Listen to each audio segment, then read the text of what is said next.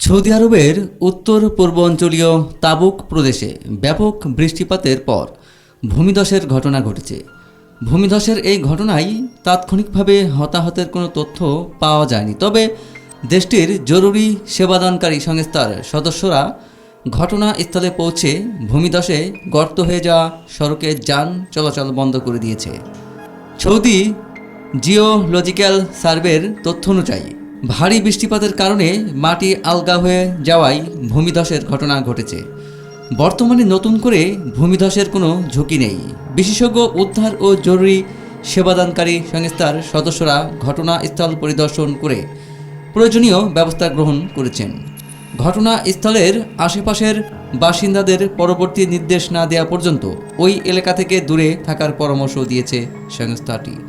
স্থানীয় কর্তৃপক্ষ জনসাধারণকে বৈরী আবহাওয়ার সময় সতর্কতা অবলম্বন এবং স্থানীয় প্রশাসনের নির্দেশনা অনুসরণের পরামর্শ দেওয়া হয়েছে।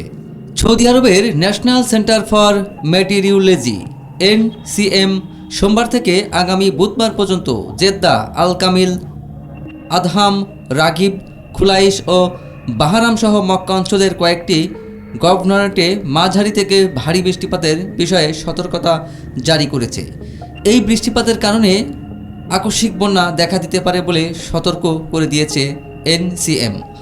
আবহাওয়ার পূর্বাভাসে বলা হয়েছে, বৈরী আবহাওয়ায় দেশের অন্যান্য অঞ্চলের তুলনায় মক্কা সবচেয়ে বেশি ক্ষতিগ্রস্ত হতে পারে। এ সময় তুমুল বৃষ্টিপাতের কারণে আকস্মিক বন্যা, শিলাবৃষ্টি ও ধূলিঝড়ের সৃষ্টি হতে পারে। দেশটির বেসামরিক প্রতিরক্ষা দপ্তর জনসাধারণকে সতর্ক থাকার ও সরকারি নিরাপত্তা নির্দেশনা মেনে চলার আহ্বান জানিয়েছে।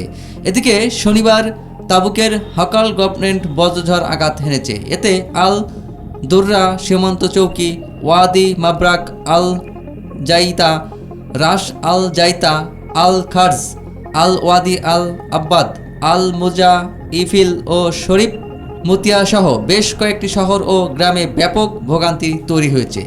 উলু আল কুসাইর ও আলকান এলাকার মাঝারি থেকে ভারী বৃষ্টি ও শিলাবৃষ্টি হয়েছে। এর ফলে ওই এলাকার নিম্নাঞ্চল ও উপত্যকায় আকস্মিক বন্যা দেখা দিয়েছে। সূত্র গালফ নিউজ।